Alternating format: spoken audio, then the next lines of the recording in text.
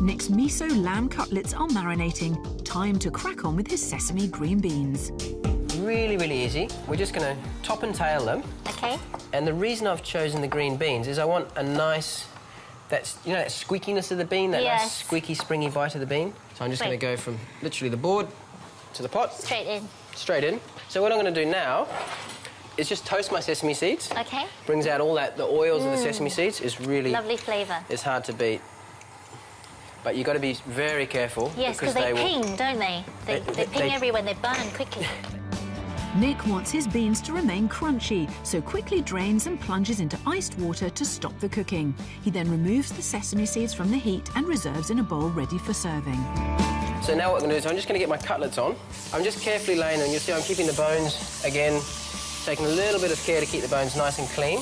Whilst Nic's cutlets cook, Ching puts the finishing touches to her spicy ribs by adding diced garlic and grated ginger to her marinade. For me, I want the fresh hits of ginger in my pork marinade, just at the end. Could you have a Chinese banquet without ribs or without pork as such? If you don't have pork at a Chinese banquet, it's like you're not at a banquet. Now, I've got a wok here, and I've got some vegetable oil, and I want to get this to a lovely sort of high temperature, about 180.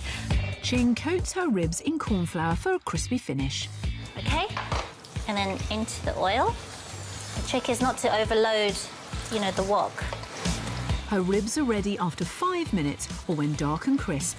So now it looks really dark and it looks almost sort of burnt, but I promise you it's got lots of flavour in there. It looks delicious. And then while they're draining, I'm going to make my pickled cucumber salad. I've just basically used a potato peeler and I've just made nice long ribbons like that.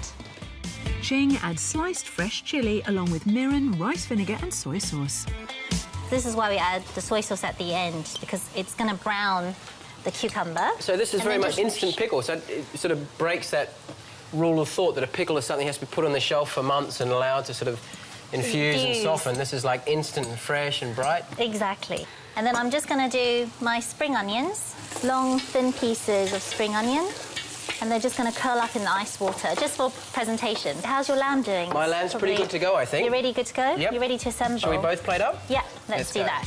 Nic tosses together his beans and sesame seeds with coriander, whilst Ching sprinkles her ribs with Japanese chili pepper for a fiery finish, but you could use any chili powder. And then I've got my spring onions, and I'm just going to dress it. That's it. There's my perfect, simple, spicy ribs. And there's my perfect, simple lamb cutlets and barley miso. Time for Nic and Ching to find out which simple Asian banquet dish is perfect. All right. So the perfect, simple banquet dish results is the spicy ribs with cucumber pickle is a 0. Oh, no. The miso lamb cutlets with sesame green beans is 3. Oh, your lamb won hands down. Clearly that was the winner, so well done. Thank you. The judges liked the flavour of Ching's ribs and felt they would work as part of a banquet, but they were blown away by Nic's perfectly cooked sweet lamb cutlets, and for them, they were the perfect simple finger food.